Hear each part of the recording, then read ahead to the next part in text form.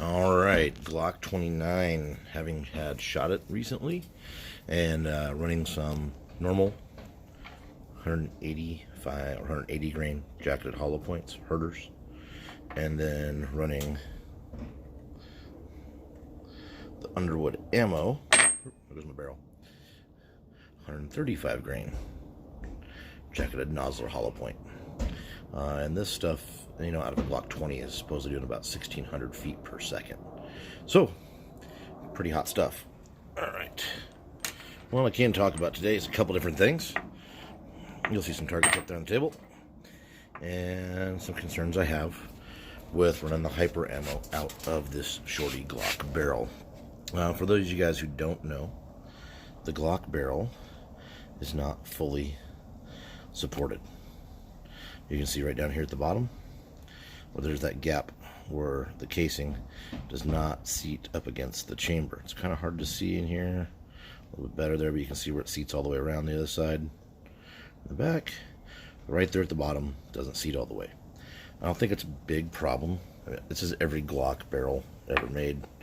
I don't think with 45 ACP, with 9mm or 380, I don't think that's a problem. I do start to wonder about it having some issues with the hyper ammo. So let's look here. So if you take a look here at the casing, and I'm going to move this into the frame real carefully. Sorry. Focus. You'll notice that even on the 180 grain, that's kind of hard to see in this. There is a, sorry, get that right there. A slight bow to the casing. Right there you can see it pretty good. Just a little bulge, I mean nothing crazy, but you can actually see the curve in the casing. And I think that's the casing actually warping as it's being unsupported and fired. So now you can kind of get the feel of the bend right there a little bit now, okay?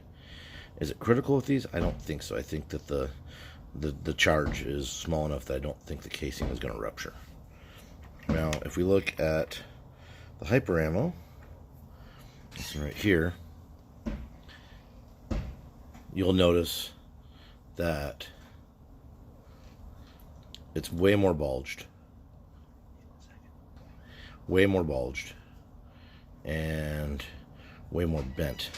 That's really hard to see, through the camera lens, but it definitely is more bulged, and the casing is definitely more bent. So another one here.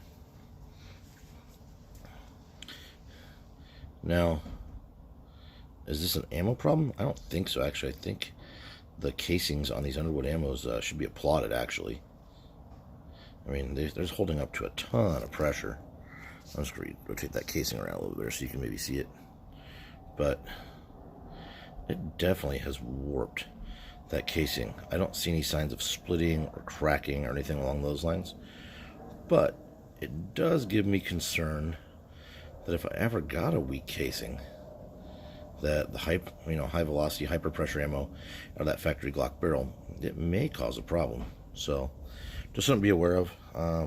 I would probably, just as my everyday carry ammo, because I was looking at the Underwood as my everyday carry ammo for this gun, but I think I'm going to stick with this. For the simple fact that, Murphy, when he does kick in, he likes to kick in the worst circumstances possible. So if the gun's going to blow up, of course, it would be the day when I really, really need it. Again, the gun cycled just fine. It ran all the ammo just fine. No hiccups, no stalls, no jams, no nothing. It's definitely warm ammo on both counts. It's not a slouch of a round at all. Matter of fact, it's pretty darn hot. But again, you can see where that's just kind of unsupported there. And I think it does definitely damages the casing. I don't know that I would actually, I don't reload, but I don't think I would trust these necessarily to reload. Just my personal opinion. Now maybe out of a different barrel, where it's fully supported chamber, and the brass stays straight and doesn't bulge, you might be able to reload it. That'd be someone to ask above and beyond my skill level. So let's go back and look at a couple targets and see how we did. So this is my warm-up target for the day, and all these targets are 7 yards standing. Actually, I started off right in the middle, and then as I shot it, I almost immediately developed a flinch and started bringing the rounds down. So that is something that you really have to, work on and train through with anything that's a harder hitting caliber round. And you can do it with any round, whether it's a 9mm, whether it's a 380 auto, you can develop a flinch. And you can see my first rounds nice and square, and then I started to flinch and I started bringing rounds down. So that was the first target of the day. This was the second target of the day, and now you can really see that I've developed a full-blown flinch. Not anywhere really centered at all, and bringing everything down a little bit. So I slowed down, and then I tried to slow it down a little bit and do some more accurate shooting. Again, me flinching, you can see boom, boom, and then boom, boom, boom, boom. And started flinching, started getting all over the place with that. And, again, that's easy to develop with something like this. Now, this one, I really, really tried to slow down. That one, again, not a great group.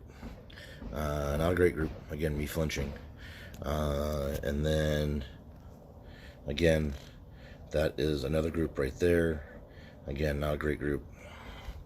That's a better group.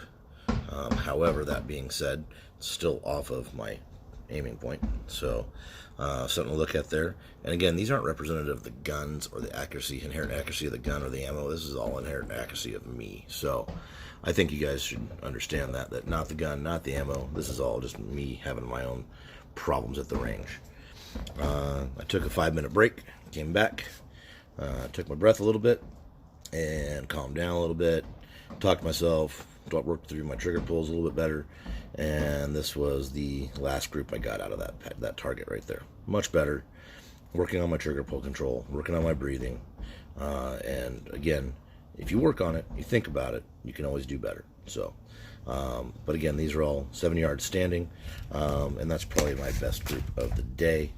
But again, that was me after me taking a break, thinking about what I was doing, and really slowing it down, working on good trigger control. Okay, and then the last target I'll show you here.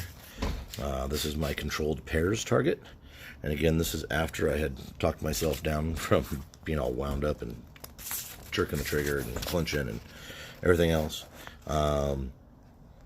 Again, just to give you an idea of how big these targets are, that's my hand.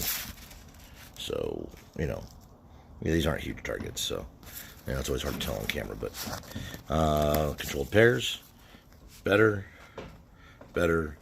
and these are, boom, boom, boom, boom, boom, boom. I pulled that one, okay, that was me, that's trigger, then boom, boom, same thing. You'll notice that my first shot is almost always better centered to what I'm aiming at. My second shot gets pulled. So something to look at, something to think about, especially when using a larger caliber handgun. And again, I think that's an absolutely fine gun. I'm having fun shooting, I'm having fun owning it. I think you should buy a Glock 29. Depends on what you need it for. I do spend quite a bit of my time up in the woods and out in the desert, and having a compact, relatively powerful handgun is a bonus. And plus, I think with the right loads, they are definitely great man stoppers. Anyway, just something to think about there. And again, if any of you guys have really looked at your brass after firing some of those hyper ammo out of the Glock barrels, let me know and tell me what you think. I'm always curious to see what other people find. All right. Well, I'm gonna drink my coffee and get busy because I got some stuff to do today. I'll talk to you guys all later. Hope you're having a good one. Thanks. Bye.